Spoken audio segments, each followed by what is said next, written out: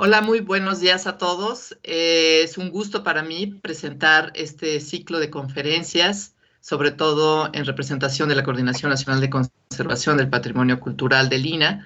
Este ciclo de conferencias van a estar a lo largo de 3 días. Eh, Tenemos el siguiente programa que me gustaría compartirlos con ustedes.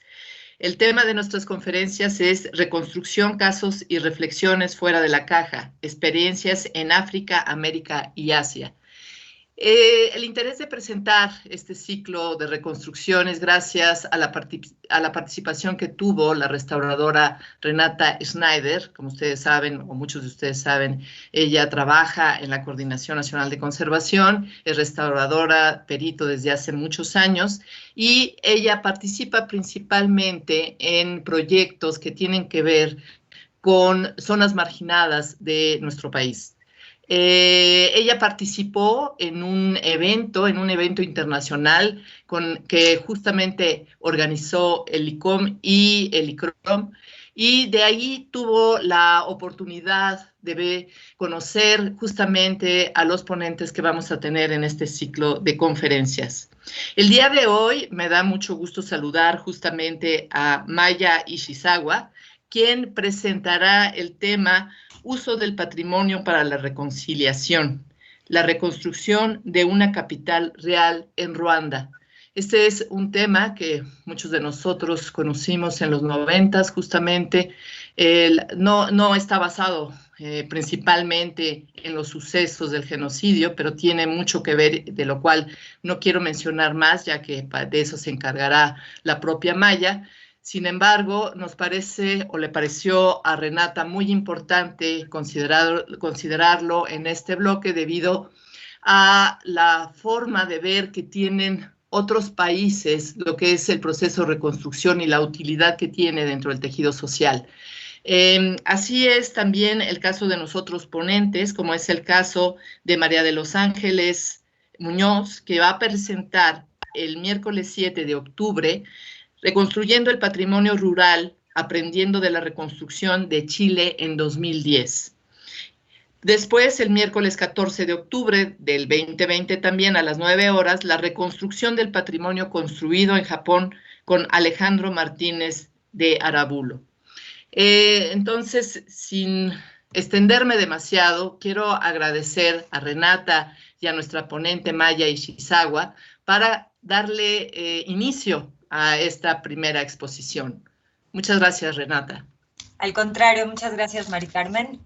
Antes de iniciar, bueno, quería agradecerle evidentemente a todo el equipo de la coordinación el permitirnos hacer este ciclo de conferencias pláticas. Creo que son muy ilustrativas para cosas que hemos estado discutiendo en México en los últimos tiempos, ¿no? Creo que se han discutido en todo el mundo, pero creo que fundamentalmente en América se ha estado planteando mucho esta relación entre los postulados, digamos, convencionales de intervención y lo que los planteamientos culturales que, digamos, que arroja el contexto latinoamericano y las preguntas que tiene. Pero lo que fue muy interesante en el ciclo, que ahora voy a hablar brevemente de él, fue descubrir que en realidad en todos lados está pasando eso, ¿no? Y que lo que necesitamos es discutirlo más y generar mayores redes de grupos de lo que se le llama la periferia, que no es la periferia, a la larga, si ves, comparativamente casi todos tenemos otra visión, pero hay que ver cómo negociar con la visión convencional, ¿no? Me parecía muy interesante esto, y además los casos que vamos a presentar, todos ellos hablan de una gran imbricación con el tejido cultural y social de los lugares donde se hacen las intervenciones, y también, y en el caso de Maya en particular, del paisaje cultural, que creo que es, digo, del paisaje natural, que creo que es fundamental hablar de él. Pero bueno, quería agradecer a la coordinación, a María del Carmen Castro, evidentemente, al grupo que coordina con Talía Velasco, el área de educación social para la conservación, en particular a Isabel Ritter, que nos ha estado ayudando en todo el seguimiento. Y queríamos hacer un reconocimiento también al estudio de conjunto entre ICOMOS y ICROM sobre reconstrucción y recuperación, que es gracias al cual nos pudimos conocer nosotros. Y al cual, bueno, pues le agradecemos también la apertura cuando les dijimos que queríamos trabajar un poco el tema gracias a las conexiones que habíamos hecho a partir del trabajo con ellos. Creo que el trabajo de Maya habla por sí solo, entonces voy a hacer una breve reseña curricular y luego no quiero introducirlo, sino que quiero que lo vean. Solo antes de hacer eso quisiera decirles que todas las preguntas nos van a llegar. No se van a hacer preguntas en vivo o en principio no, sino que todas las preguntas que quieran hacer llegar pueden hacerlas tanto por la plataforma del Facebook como la plataforma en la línea en el YouTube y aquí, y nos las harán llegar y las estaremos transmitiendo a Maya. Bueno, Maya tiene un currículum bastante impresionante, es doctora de Estudios del Patrimonio por la Universidad Tecnológica de Brandenburgo en Alemania. Está graduada como arquitecta en la Universidad Ricardo Palma en Perú y tiene una maestría en medios y gobernanzas de la Universidad de Keio en Japón. Ha sido investigadora y profesora visitante del Departamento de Estudios del Patrimonio Mundial de la Universidad de Tsukuba en Japón y actualmente coordina la Cátedra UNESCO en Entrelazamientos Naturaleza-Cultura en la Conservación del Patrimonio, donde se dedica a la capacitación de profesionales de la conservación del patrimonio y a la investigación de un enfoque de conservación basado justamente en estos entrelazamientos entre naturaleza y cultura. Es especialista en conservación de paisajes y es miembro de ICOMOS y de la Federación Internacional de Asociaciones de Bibliotecarios y Bibliotecas, y también trabaja como consultora para el programa de liderazgo de Patrimonio Mundial de la Unión Internacional para Conservación de la Naturaleza y del ICROM. Y ya, sin más preámbulo, Maya, te pedimos que por favor presentes y muchísimas gracias por estar aquí. Hola, buenos días. Muchas gracias, Renata, y muchas gracias al Instituto Nacional de Antropología e Historia y a los organizadores por la invitación a participar en este ciclo de conferencias sobre reconstrucción, casos y reflexiones fuera de la caja. No sé si Renata, creo que le faltó decir un detalle, y es que yo soy en realidad de Perú, pero ahora les voy a hablar de completamente un lugar ajeno a donde yo he crecido y que ha sido como algo nuevo para mí, ¿no? Hoy les voy a presentar esta experiencia en África que he titulado Uso del patrimonio para la reconciliación, la reconstrucción de una capital real en Ruanda. No puedo manejar desde aquí la presentación. No sé si, Renata, ¿me puedes ayudar?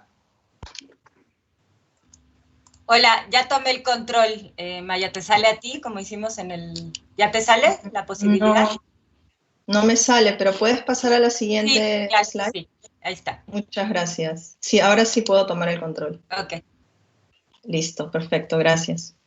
Bueno, el caso de estudio que inspira esta presentación ha sido realizado en el contexto del proyecto del ICROM, el Centro Internacional de Estudios de la Conservación y Restauración de los Bienes Culturales, basado en Roma, y de ICOMOS, Consejo Internacional de Monumentos y Sitios, sobre reconstrucción y recuperación, que será publicado en los próximos meses.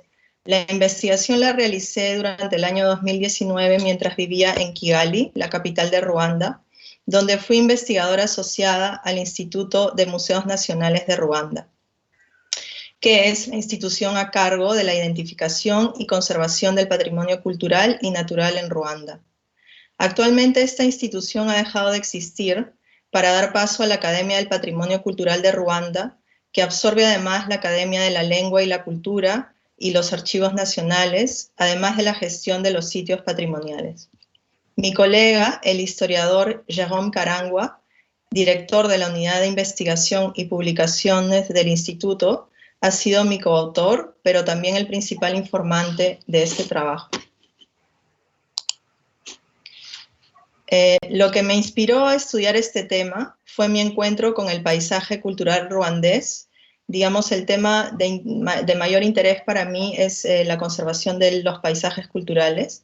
Y este paisaje cultural me resultó muy interesante por su topografía y la densa presencia de terrazas. Lo que quería entender era cómo había cambiado el paisaje cultural desde el genocidio contra los Tutsi perpetrado en 1994, pues pensaba que esto podría ser una entrada para entender la reconstrucción de un paisaje post-conflicto. Sumado a los factores que afectan el paisaje, como son el cambio climático y la presión poblacional, intuí que el ejemplo de Ruanda podía ser útil para entender y prever cambios que muchos lugares tendrán en los próximos años. Sin embargo, en el camino de la investigación mi foco cambió, pues fui aprendiendo y entendiendo mejor lo que había sucedido en este paisaje. Entendí que el genocidio había sido solo la culminación de una serie de transformaciones que se han dado en este país desde su ocupación por los europeos, iniciada a fines del siglo XIX, y posterior colonización que duró hasta mediados del siglo pasado. El proceso de reconstrucción del paisaje ha tenido muchas influencias externas de agencias internacionales que siguen la visión 2020 del gobierno ruandés. Por ejemplo, en esta imagen se puede observar la revitalización y construcción de terrazas, un trabajo que ha sido financiado por el Banco Mundial en el periodo 2008-2017. Ruanda es un país sin salida al mar, que se encuentra localizado en la región de los Grandes Lagos de África del Este.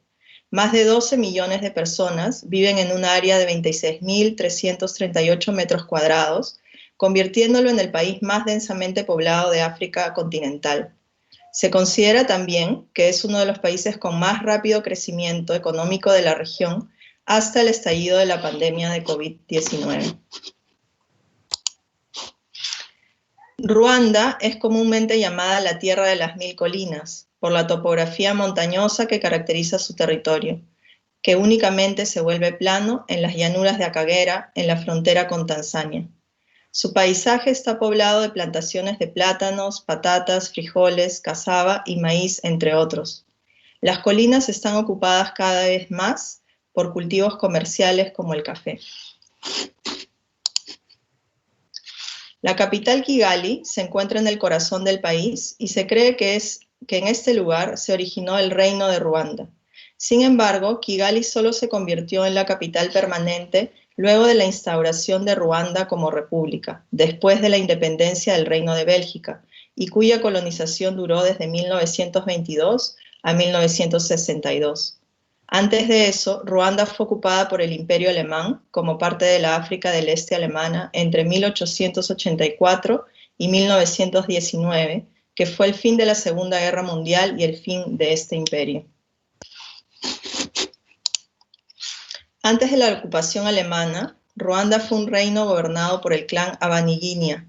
En este mapa podemos ver cómo el territorio de la actual Ruanda, que es esta línea negra, está ocupado por diferentes principados anexados al reino y otros independientes. Lo que vemos como el país de Gasabo aquí es el origen del reino de Ruanda. La historia de Ruanda durante el siglo XX ha sido marcada por una rivalidad llamada étnica e inestabilidad política que culminaron con el genocidio contra los Tutsi en 1994, en el cual más de 1 millón de personas perdieron la vida. Cada año se conmemora el genocidio y el Estadio Amahoro, que pueden ver en esta foto, es el lugar donde se da el evento oficial al que asiste el presidente de Ruanda y también sobrevivientes del genocidio. Esta foto la tomé el año pasado, cuando se conmemoraron los 25 años del genocidio.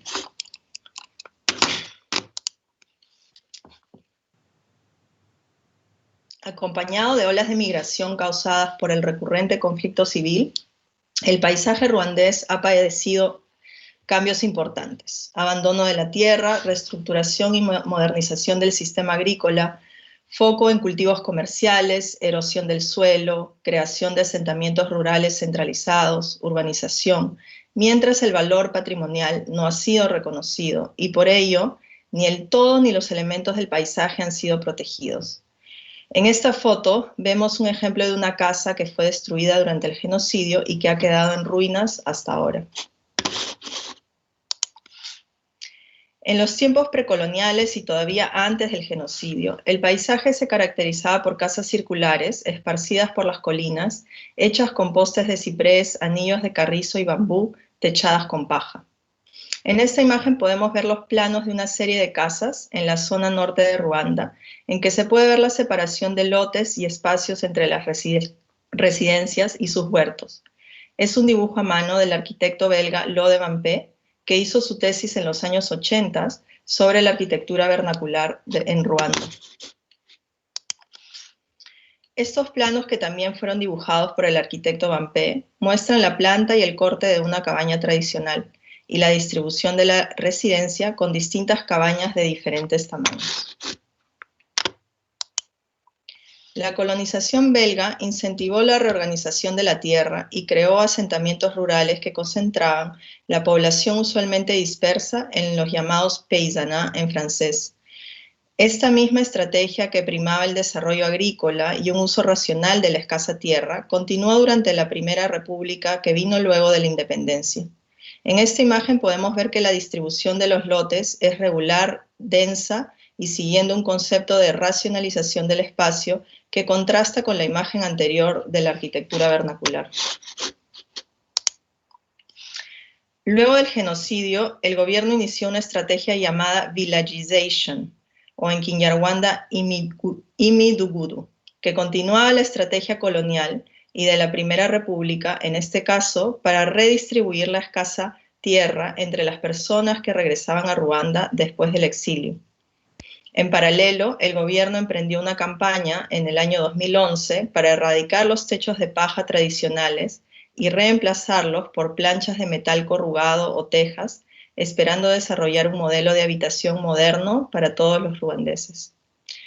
Esta estrategia, que se originó como una forma de estimular la economía y recuperar los lazos socioeconómicos entre los diferentes grupos que eran relocalizados, tuvo este efecto inesperado de pasar por alto el valor del patrimonio y la importancia de las tradiciones y de los saberes locales y su potencial para la recuperación y reconstrucción desde las perspectivas social, económica y medioambiental. En estas fotos vemos uno de los Imidugudu en Nyanza, donde las casas son de planta rectangular y los techos a dos aguas son de calamina y teja.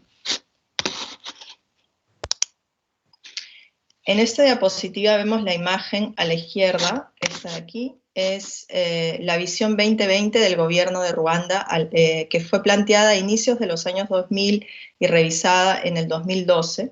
Y a la derecha está el escudo, que es el símbolo de la Comisión de la Unidad Nacional y la Reconciliación, establecida en el año 1999.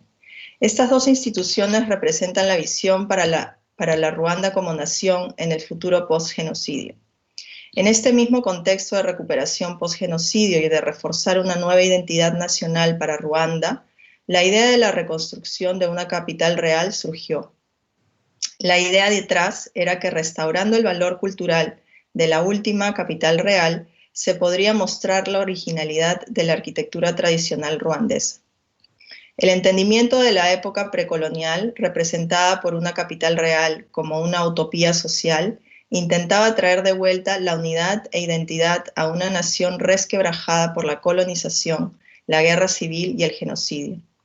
Las historias y tradición oral hablan de una sociedad armoniosa donde el rey era visto como un líder espiritual y político. La historia oficial, que intenta apoyar una identidad unificada ruandesa, acentúa la idea de que en el pasado precolonial la sociedad era ideal y estable. En la tradición de los reyes ruandeses, que duró desde el siglo XIV al XX, la capital real, que consistía en la residencia donde vivían los reyes con sus familias extendidas, servicio y corte, era un asentamiento temporal compuesto de un número de cabañas hechas de materiales perecederos. Cada rey construía capitales itinerantes cuya localización era designada por los abiru, consejeros del rey, guardianes de los secretos reales, videntes y magos. Ellos estaban a cargo de realizar rituales para seleccionar las colinas donde se establecerían las residencias de cada rey. De acuerdo a la tradición, las capitales reales itinerantes cambiarían de lugar varias veces en un año. Después de ser abandonadas, no podían ser ocupadas de nuevo por otro rey y se convertían en lugares sagrados. A pesar de que casi todos los materiales perecerían naturalmente, árboles sagrados protectores de la entrada a la residencia, quedarían como símbolos y monumentos naturales del lugar donde se halló la capital. Esta es una foto de comienzos del siglo XX de lo que fue la capital real del rey Musinga. Se cree en una explanada de una colina de Niansa. La primera y única capital que se convirtió en permanente fue Niansa. En el área, primero los alemanes y luego los belgas, también establecieron bases políticas para mantener relaciones con el rey. La capital real en Niansa fue establecida por el rey Yuji V Musinga en 1899 y fue la última capital construida siguiendo la arquitectura y el sistema de creencias de la Ruanda precolonial. Además, esta fue una de las pocas que pudieron conocer los europeos. El asentamiento ha sido descrito por viajeros, funcionarios, misioneros que vivieron y trabajaron en Ruanda durante las ocupaciones alemana y belga. En esta foto vemos la cabaña del rey Musinga, él sentado en la entrada a principios del siglo pasado. En 1931, el rey Musinga fue depuesto por la autoridad colonial belga y la capital real fue abandonada. El proceso de deterioración de las cabañas reales y de las otras estructuras no ha sido documentado. En 1935, la misión católica de los Padres Blancos fue establecida en Niansa. Luego, la iglesia que se llama actualmente Iglesia Católica de Cristo Rey, donde Ruanda fue consagrada a la cristianidad en 1946, fue construida en el área donde la capital real solía encontrarse.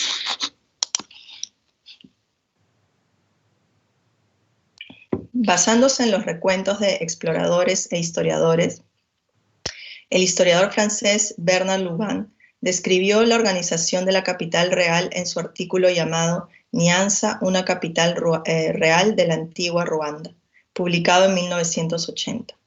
Es en base a la interpretación de Louban que la reconstrucción de la capital real fue proyectada luego del genocidio contra los Tutsi ocurrido en 1994. Antes que ocurriese el genocidio, los restos de la capital real ya habían sido cubiertos, dejando solamente dos mementos de su presencia, un ficus y un pozo. El pozo se encuentra en el terreno del colegio que está construido en esa misma planicie. Es inaccesible para el público y la idea de que era un pozo de la capital real es únicamente comprobada por las historias de los ancianos y los pobladores de la zona.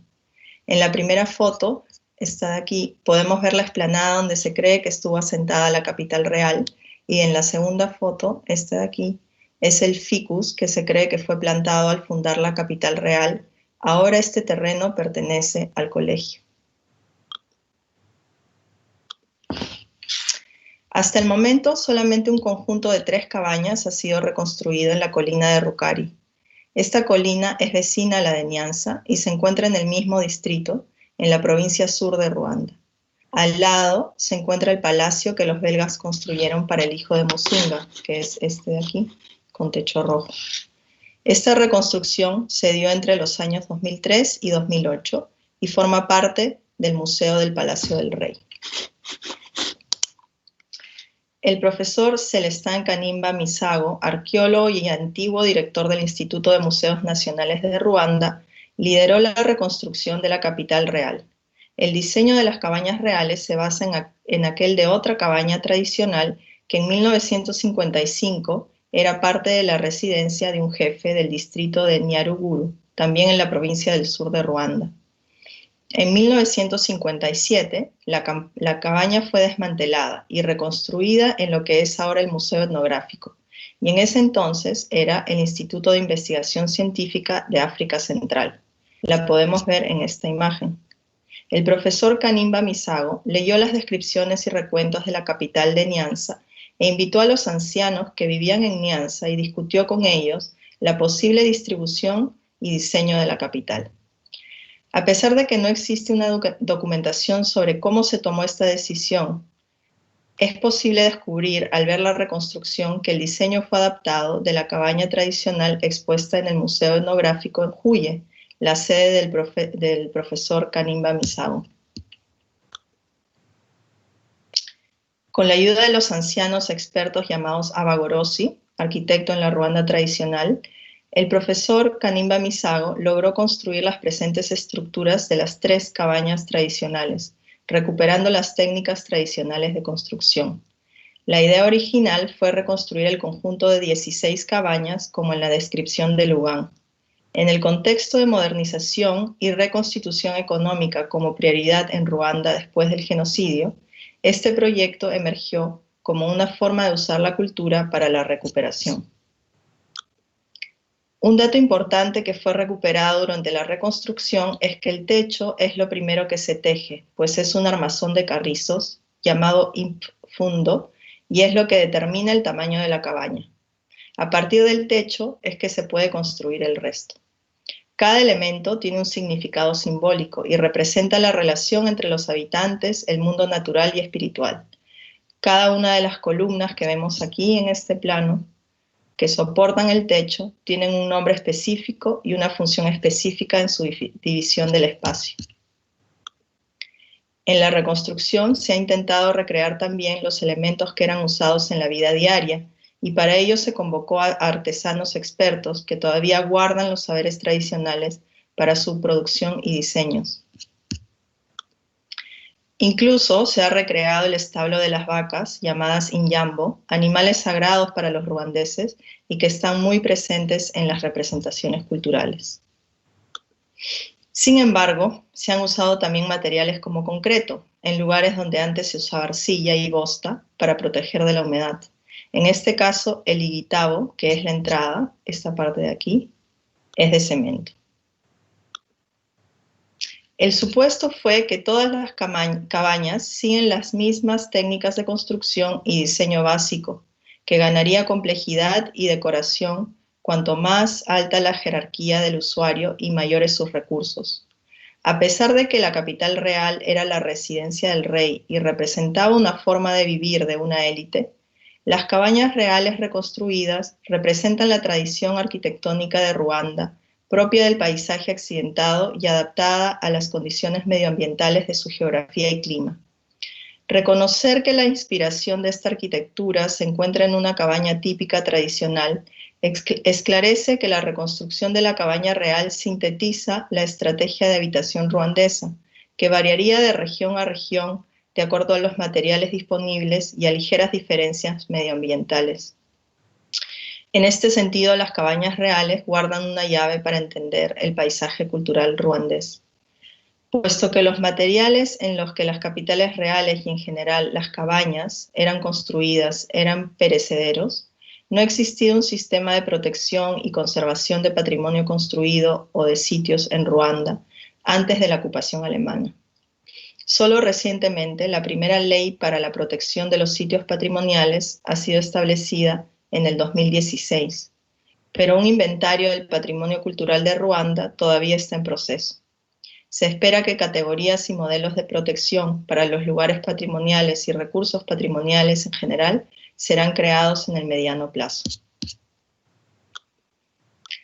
Para las comunidades locales, las capitales reales o residencias de los antiguos jefes son la única tipología que permanece significativa a lo largo del país. Aún así, su existencia efímera y la evidencia inmaterial basada únicamente en historia oral hace que la designación y reconocimiento oficial de estos sitios sagrados sea un reto. Además, la falta de recursos para la investigación arqueológica no ha permitido una investigación más profunda de la evidencia material que aún se encuentra en el lugar, como recuerdan los ancianos y las narrativas tradicionales orales.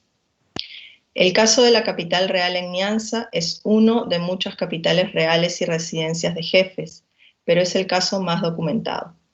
Esta situación particular hace que emerja una pregunta esencial sobre la conservación del patrimonio, puesto que no es claro qué serían los recursos patrimoniales a conservar o cómo delimitar un área para la protección. En algunos casos, estos sitios se encuentran en propiedad privada, como es el caso de Niassa, o en campos agrícolas, y desde luego temas de propiedad surgen como un desafío importante. Actualmente existe un plan para el desarrollo de la colina de Rukari como un pueblo cultural. En este proyecto se espera construir las cabañas restantes de la capital real, así como añadir más elementos, como actuaciones y recreaciones de la corte real. Esta propuesta museográfica espera llamar la atención, sobre todo de los turistas, con el fin de incrementar el desarrollo de este sector, más allá del actual foco turístico en los parques nacionales. Se planea terminar ese proyecto total de las 16 cabañas en el año 2022, aunque las reestructuraciones institucionales actuales, sumadas a la situación de la pandemia de COVID-19, podrían retrasar la finalización de este proyecto.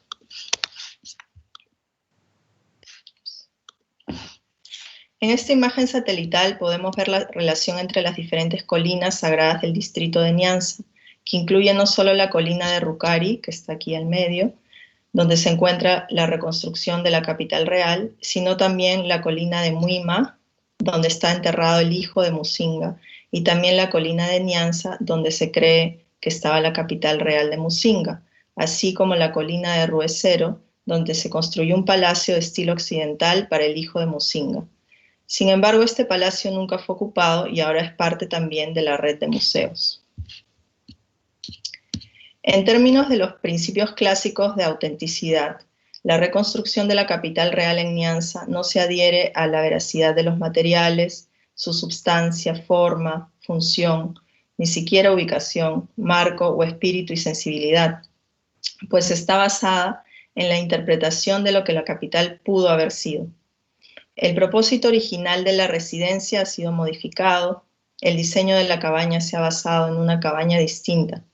Por lo tanto, se podría decir que esta reconstrucción es una reconstitución hipotética de un símbolo usando fragmentos del patrimonio.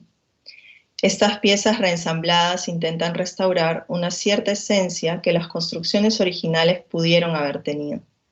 Todos los materiales usados son nuevos a causa de la destrucción total del original y su impermanencia intrínseca. Sin embargo, en un contexto africano, la tradición oral y el conocimiento de los ancianos, así como su participación, son clave para la transmisión del patrimonio y para los procesos de toma de decisiones. ¿Cómo podrían estos procesos ser aceptados como veraces en términos de la autenticidad clásica que se concentra en lo material y lo visible? ¿O cómo podrían estas evidencias ser comprobadas de una manera objetiva y científica?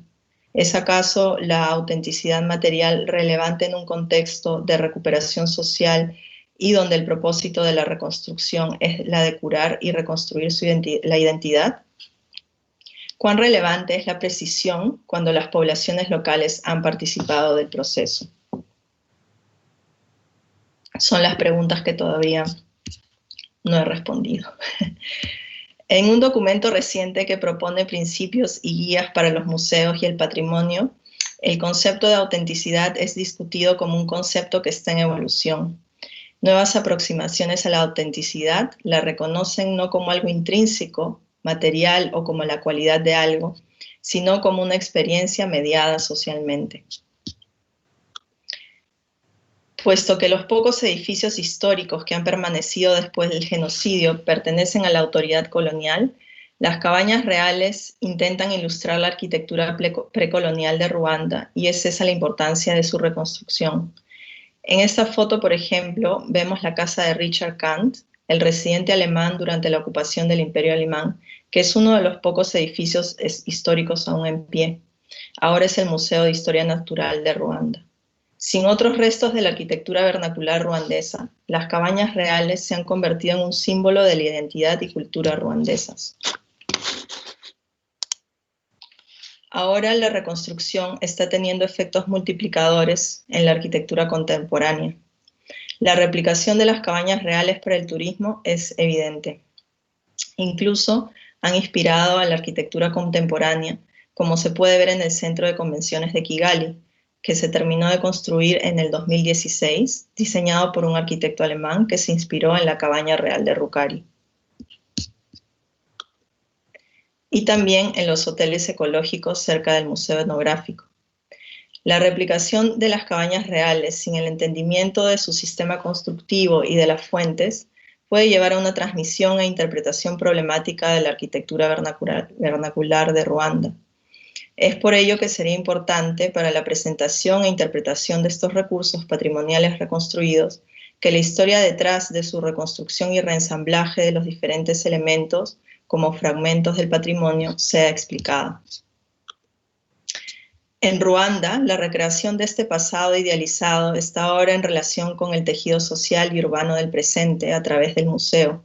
La utopía precolonial está ya impactando en el desarrollo urbano de las colinas a través de las réplicas. Sin embargo, estas se concentran en la forma y no en la substancia. La importancia del conocimiento tradicional ha sido dejada de lado. Esta reconstrucción y sus réplicas muestran las limitaciones del concepto de autenticidad en el caso de recursos patrimoniales efímeros. Además, presentan la pregunta sobre cómo la autenticidad puede ser tratada científicamente en los casos en que el recurso patrimonial es inaccesible y las fuentes de información se basan en historia oral, conocimiento tradicional y testimonio de los ancianos. Esta es una vieja pregunta que aún no tiene una respuesta clara, y más aún ahora la pregunta es cómo la reproducción de estas réplicas continuará y si este fenómeno o efecto de la reconstrucción traerá aún una nueva forma al paisaje cultural de Ruanda. Muchas gracias por su atención.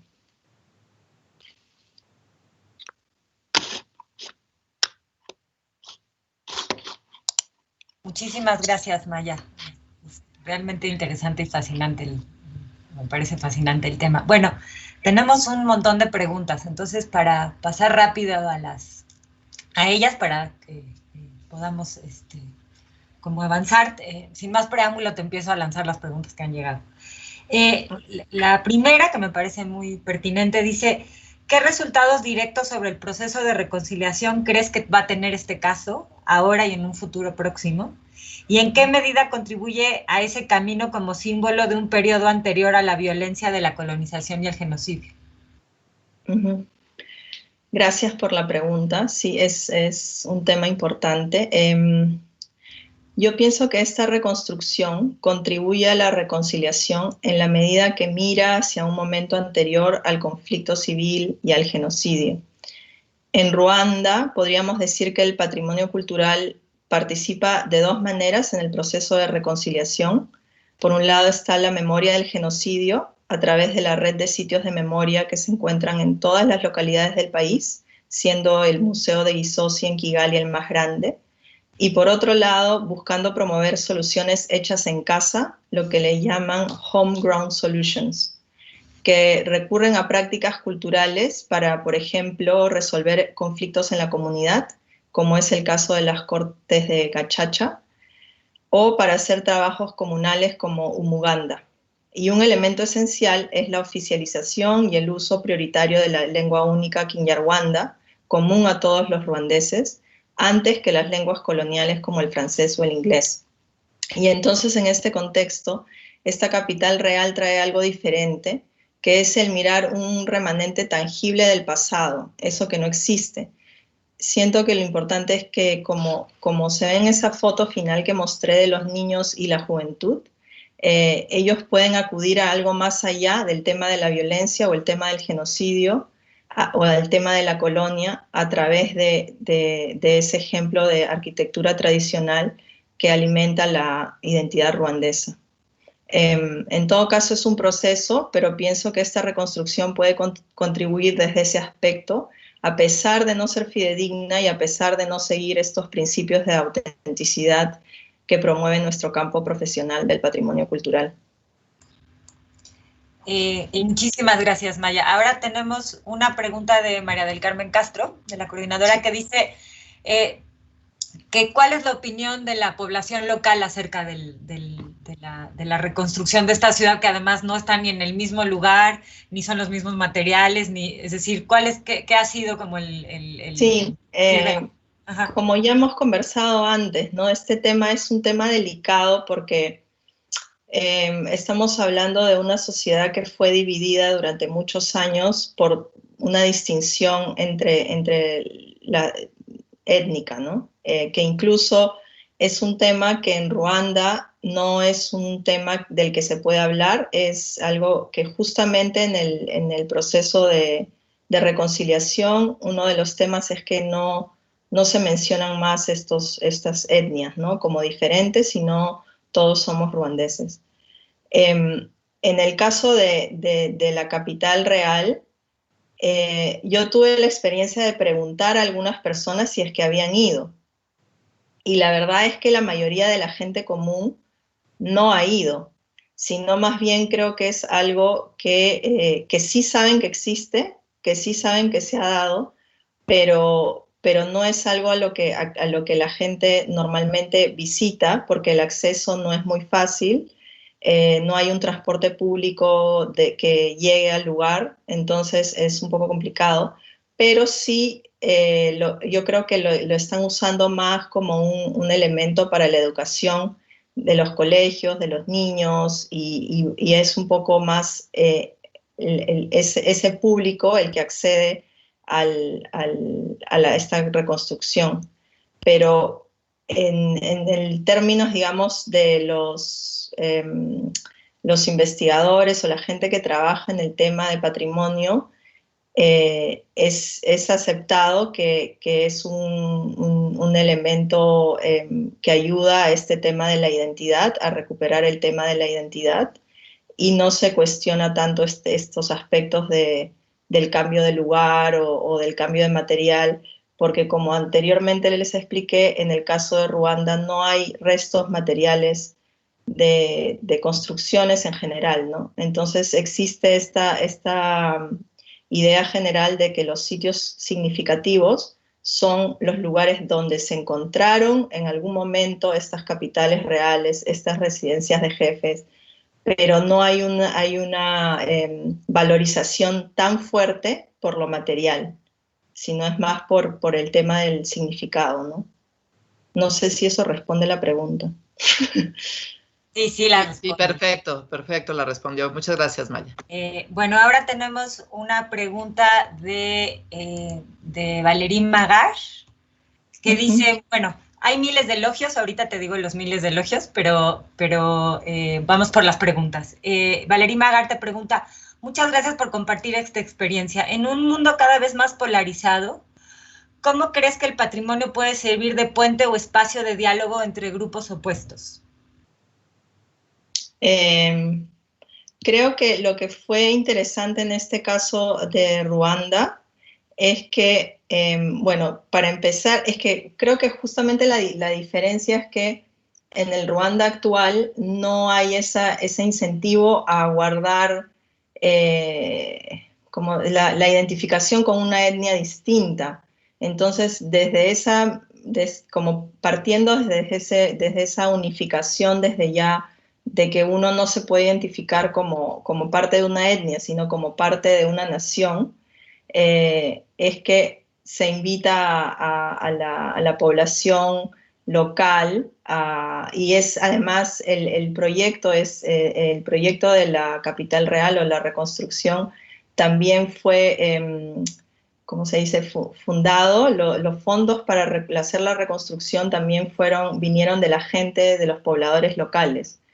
Entonces, en ese sentido, creo que el tratar de recuperar algo común, más allá de la diferencia, sino lo que viene a unificar o traer un poco una identidad común, es en lo que el patrimonio cultural puede ayudar. Sin embargo, creo que esto no aplica para todos los lugares. Como estoy diciendo, este es un caso particular. Y creo que en otros lugares también el patrimonio es justamente lo que divide, ¿no? Entonces, digamos, la identificación de la gente es con elementos diferentes o cultos distintos, ¿no? Como por ejemplo lo que ha pasado en Turquía, o hay otros sitios, ¿no? Entonces, es creo que una pregunta muy difícil de responder. Ok. Bueno, tenemos otra pregunta que es de Soledad Díaz, que dice, estos procesos se vinculan con el turismo. ¿Qué pasa cuando no hay un turismo como ahora o cuando los locales no pueden visitarlos porque el acceso es caro o complicado? Exacto, ese es justo el tema ahora. Yo pienso que en Ruanda se ha hecho mucho se incentiva mucho este tema del turismo cultural, pero más con una visión hacia afuera. o sea, no al público local, o al público local que son la gente que, y esto era algo que quería también comentar, que el tema en Ruanda es que muchos de los jóvenes ruandeses que ahora están en posiciones de liderazgo son gente que no nació en Ruanda, sino que nació en Uganda o en otro país en donde se refugiaron sus padres, pero sí que siempre miraron a Ruanda como el lugar a donde volver. Entonces, creo que en ese contexto es que estas reconstrucciones o este tipo de turismo cultural es un poco para este público, de alguna manera, aunque el museo, o sea, el Instituto Nacional de Museos, uno de los temas muy importantes en los que estaban trabajando eran justamente en incentivar el turismo doméstico a la red de museos. Y claro, empezaban más que nada con los escolares, que son como grupos a los que se les puede llevar de un lado a otro en conjunto, ¿no? Pero el tema de transporte para acceso a estos diferentes sitios, como han visto, es un país con una geografía muy accidentada y que el acceso a algunos lugares es limitado. Es algo que todavía deben trabajar, y me imagino que en este contexto de pandemia también es un momento para repensar esta estrategia que estaba como muy abocada al turismo extranjero, y repensarlo un poco, ¿no? Entonces me imagino que es un proceso que está en este momento, no solamente en Ruanda, ¿no? En muchos países incluso Perú, ¿no? Que son países que han estado muy enfocados hacia afuera. Okay. Muchas gracias. Ahora tenemos unas preguntas de Manuel Lara, que te dice que muchas gracias por la presentación, y dice, ¿quién se encarga del mantenimiento de estas construcciones? ¿Requieren la reposición de los materiales perecederos cada cierto tiempo? ¿De dónde sale el financiamiento para estas acciones? La reconstrucción está, como les expliqué, dentro del Museo del Palacio del Rey. Entonces es parte, el mantenimiento lo hace, bueno, lo que era hasta hace un mes el Instituto de Museos Nacionales, que ahora es la Academia del Patrimonio Cultural. Entonces los que se encargan del mantenimiento son el Estado, ¿no? El Estado a través del museo. Ok. Bueno, ahora yo tenía una pregunta que te quería hacer yo, que me parece muy interesante esto que hablas de la reconstrucción del paisaje detrás del conflicto, porque en general nosotros nos abocamos a patrimonio construido, ¿no? O elaborado, sí. Y cada vez hay más, un análisis más profundo que tiene que ver con también el paisaje natural, ¿no? Entonces creo que tú como especialista en eso nos podrías ampliar eso, porque en México se está discutiendo, pero y hay algunos casos ya de inserciones en patrimonio mundial y tal, pero me gustaría que ampliaras un poco esta idea de reconstrucción del paisaje tras conflictos y cómo se relacionan este campo de estudio y este tipo de intervenciones con lo que digamos, tras el conflicto como tal, y ¿por qué no tiene tanto peso todavía la idea del patrimonio biocultural en las instituciones internacionales? Porque lo dicen mucho, pero no parece estar, digamos, concrecionarse nada. ¿Y cómo crees que podría funcionar a nivel nacional o local en lugares preocupados por este tipo de reintegración sociocultural tras conflicto? Por ejemplo, bueno, la misma Ruanda, países de los Balcanes, el conflicto en Turquía, etcétera. Sí, no sé si había estado pensando en esta pregunta y el tema de la reconstrucción del paisaje cultural es algo que todavía no es muy explorado. Incluso el concepto mismo de hablar de patrimonio cultural, paisaje cultural como patrimonio es nuevo en muchos lugares, ¿no? Y lo que me hace recordar esta pregunta es que hace algunos años en un simposio que tuvimos en Japón sobre paisajes agrícolas, la directora del Centro del Patrimonio Mundial de la UNESCO, la doctora Mestil Rosler, se refirió a conversaciones que había tenido con gestores de sitio en áreas afectadas por las guerras civiles, como los Balcanes, o el terrorismo, como en el Medio Oriente, o por desastres, y justamente lo que ellos decían es que el paisaje no se puede reconstruir. Y es por ello que se ve como más necesario que el objetivo de mantenerlo y continuar incentivando las prácticas culturales que nutren y producen estos paisajes. Pero esta regeneración del paisaje se da con el tiempo y sobre todo en el caso de los conflictos armados, donde muchas veces las personas que trabajan en el campo se ven forzadas a abandonar sus tierras y muchas pierden la vida. Esto es también lo que sucedió en Ruanda, de una manera progresiva. Y la intervención estatal o de los organismos internacionales son las que pueden en estos casos o propiciar esta regeneración, como lo estás mencionando, o aprovechar para hacer algo nuevo, como ha sido lo que ha sucedido de alguna manera en Ruanda, y creo que es lo que sucede en muchos sitios, ¿no? Esta búsqueda del desarrollo y de la modernización en lugar de mirar, ¿no?, atrás. Sin embargo, en el tema de reconstrucción del paisaje, lo que me parecía también importante es ver el lado ecosistémico, es decir, lo que en el campo de la conservación de la naturaleza le dicen restauración del paisaje, y que consiste no necesariamente en reconstruir al estado en el que se encontraba originalmente, pues eso no es algo dado, sino es como una decisión que se necesita tomar, sino un estado en que los procesos ecosistémicos se restablezcan de manera que se regenere la biodiversidad y los servicios ecosistémicos. Entonces, cuando yo pensaba en abordar este tema de la reconstrucción post-conflicto en Ruanda, se me ocurría eso de explorar este tipo de procesos que existían anterior al conflicto y desde el punto de vista cultural, pero también desde el punto de vista ecosistémico, y ver en qué parte desde esta entrada podría ser que la recuperación de prácticas culturales aporten a una restauración o regeneración saludable del paisaje. Pero la idea era mirar no solo lo funcional, sino también el espíritu del lugar, que se halla, pienso yo, justamente en esta regeneración cultural. Pero como hemos visto y lo que les he contado, este proceso de reconstrucción del paisaje cultural no ha sido un proceso que haya considerado los aportes culturales, en este caso de Ruanda, sino más bien se ha aproximado desde la racionalidad del uso de la tierra y una idea de modernidad que ha dejado de lado aquellas prácticas culturales.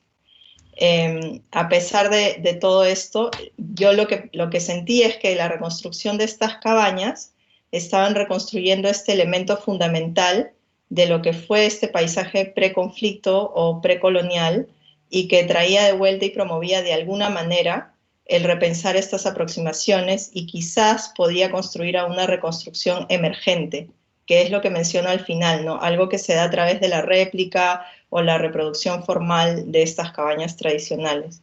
Pero este resultado no lo vamos a poder ver hasta dentro de 20 o 25 años, ¿no?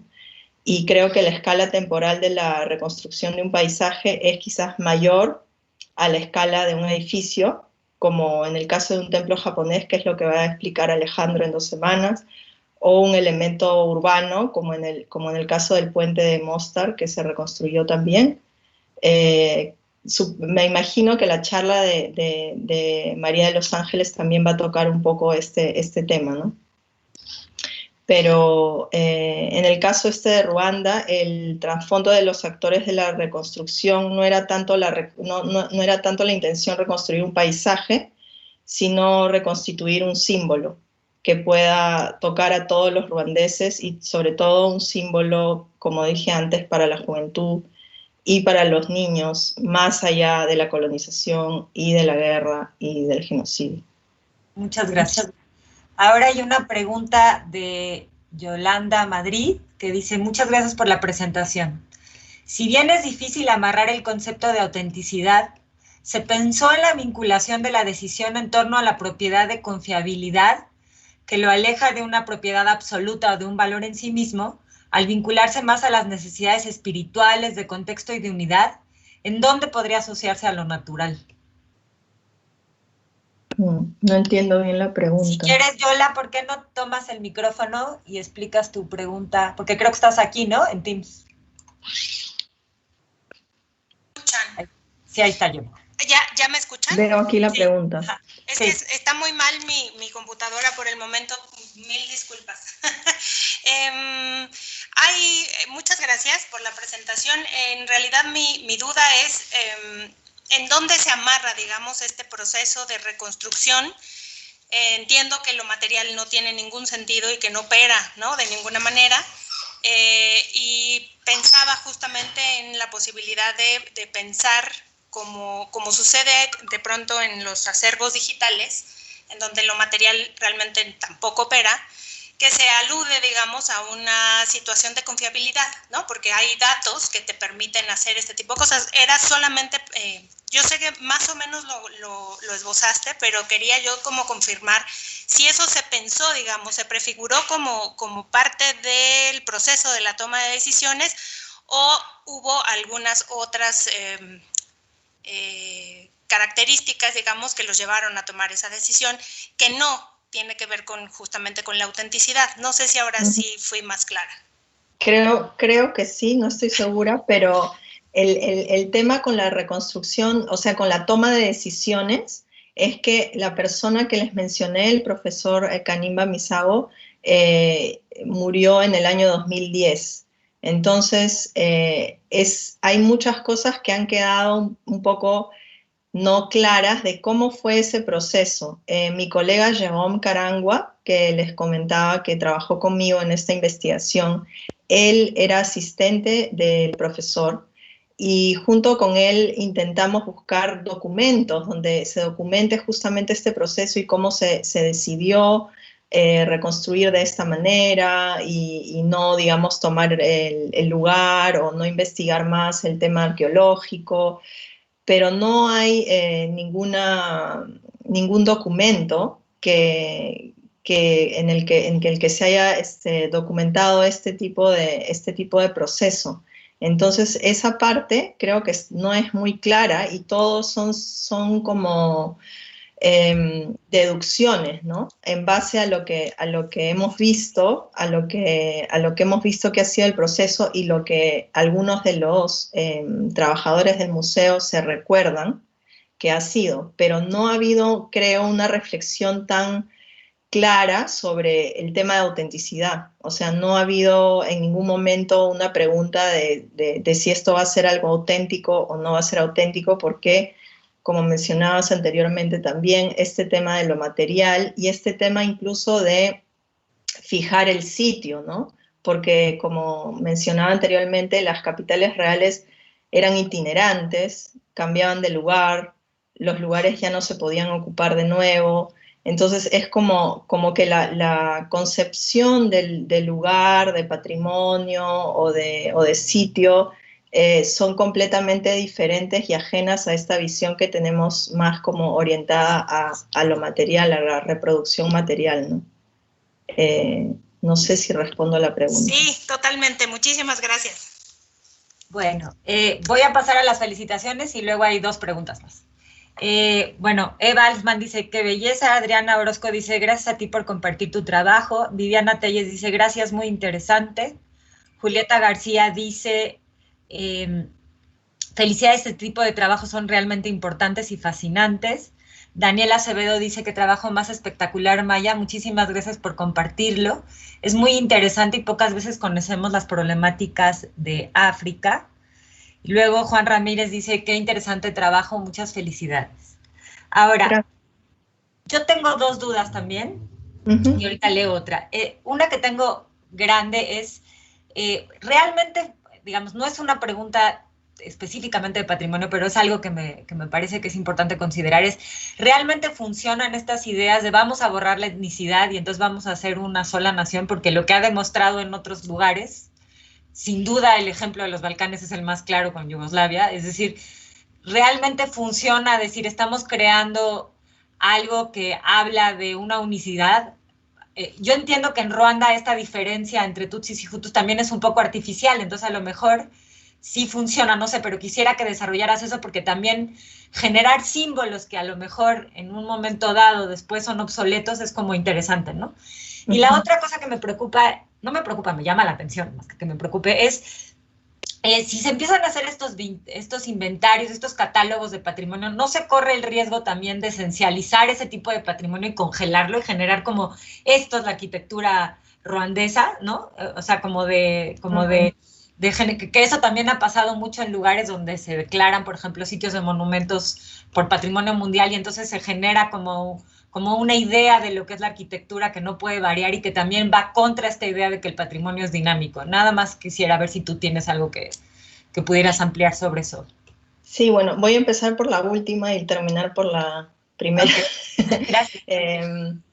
El tema del inventario, por ejemplo, bueno, está todavía en proceso, hay cosas que todavía se necesitan inventariar, pero el caso del registro de la casa tradicional ruandesa existe. Existe un libro que está en Kinyarwanda con los diseños, las diferentes tipologías de casas, pero que ya no están en pie, porque como les decía anteriormente, hubo un programa en el año 2011 que lo que hizo fue eliminar todas las casas que tuvieran techos de paja o que tuvieran algún rezago, digamos, hacia una idea de precariedad, digamos, ¿no? Porque el tema es que, y eso también se asocia con la pregunta primera, ¿no? El tema es que el gobierno de Ruanda tiene una visión muy clara de lo que quieren que Ruanda sea o de en lo que quieren que Ruanda se transforme. Entonces, esa idea es un poco dejar atrás este pasado agrícola que viene de la mano, ¿no? Con esta arquitectura tradicional que quizás también puede ser precaria y qué sé yo, para pasar a un Estado moderno, a una nación moderna, a un país que más se está concentrando en el tema de servicios, sobre todo en el tema de información tecnológica y cosas digitales, ¿no? La economía digital un poco es como, esa es la mirada de Ruanda ahora, y están en esa transición. Claro que es una visión bastante ambiciosa y bastante, o sea, que va a tomar muchos años, ¿no? Porque todavía Ruanda sigue siendo un país muy agrícola, muy rural. Y el tema de lo que decías, y entonces este tema de congelar el pasado, digamos, o la arquitectura tradicional o vernacular, no sé si se puede decir, ya está congelado, digamos, en la reconstrucción esta que están haciendo, hay como una cierta forma de congelarlo, porque nadie lo va a tocar, ¿no? O sea, es como está en un museo, ¿no? Está expuesto como en un museo. Y en ese sentido sí, se está congelando, pero no como una manera de vivir de los ruandeses, porque justamente lo que están incentivando es no vivir más en estas casas tradicionales, sino vivir de una nueva forma, ¿no? Que está más alejada del tema agrícola. Ahora, por otro lado, tu primera pregunta sobre el tema de la etnicidad es un tema muy complejo. Para mí, como extranjera en Ruanda, era muy difícil, por respeto, no he querido como indagar demasiado en este tema con la gente, porque es algo que en principio no se cuestiona, digamos, no se cuestiona, no hay apertura a cuestionar esta visión de decir somos una sola Ruanda, y además existe todo un proceso que ha habido con esta Comisión de la Unidad Nacional y Reconciliación en la que han buscado argumentos, de alguna forma, para justificar el hecho de que en el pasado no existía esta división aparece con la colonia y qué sé yo. Entonces está el tema del lenguaje único, que eso está probado que antes de la colonia siempre existió este idioma Kinyarwanda que lo compartían todos en el territorio de Ruanda, y entonces como que y las prácticas culturales, qué sé yo, ¿no? Entonces están como un poco, y también la historia, porque han escrito una historia oficial, esta comisión ha escrito una historia oficial que también busca este origen común, ¿no? Entonces es un tema bien complejo. Yo la verdad no sé personalmente si es sostenible, no lo sé. No lo sé si es sostenible, pero es, digamos, muy complicado para cualquiera cuestionarlo, ¿me entiendes? Muchas gracias. Habíamos quedado de ampliar hoy la sesión un poquito más por la inauguración. Entonces hay, bueno, dos felicitaciones. Desde Portugal, Lourdes Esteves dice muchas gracias, felicidades. Y Claudia López también dice que es un trabajo muy interesante, que la colaboración entre especialistas y comunidad de lugares es de aplaudirse.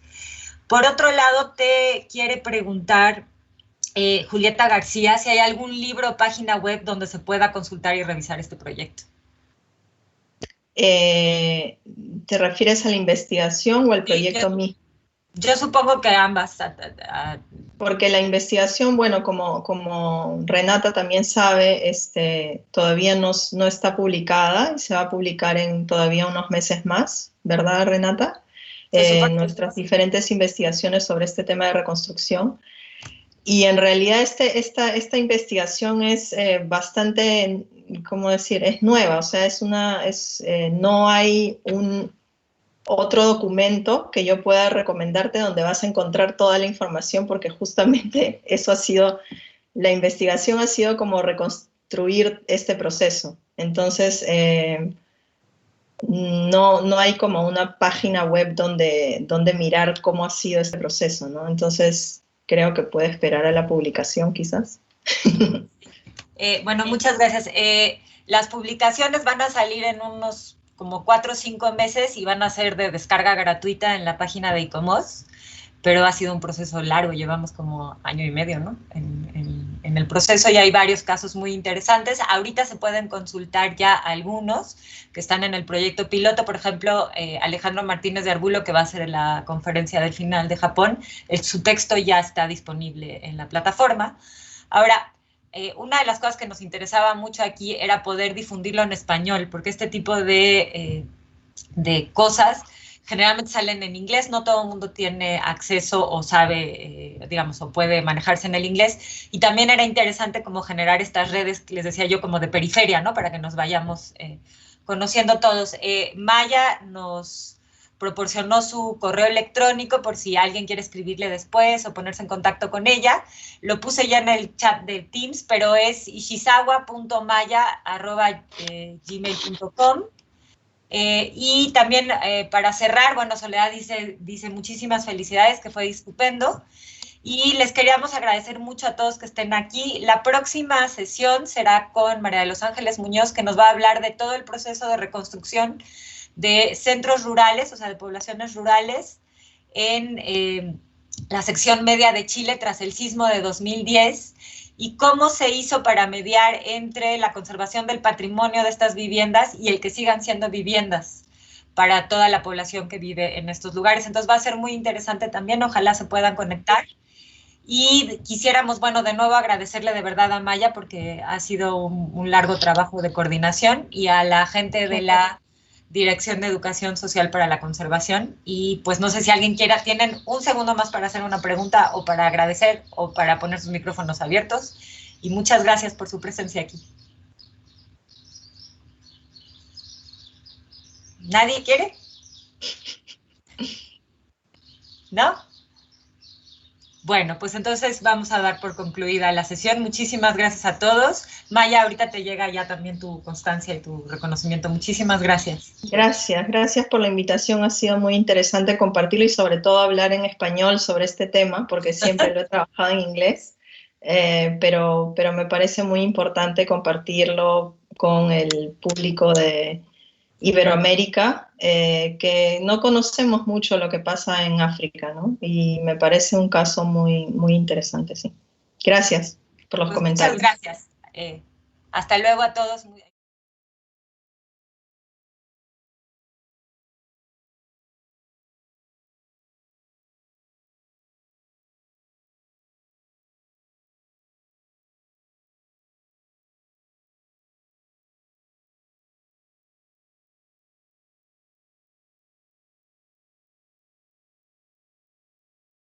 Instituto Nacional de Antropología e Historia. Secretaría de Cultura.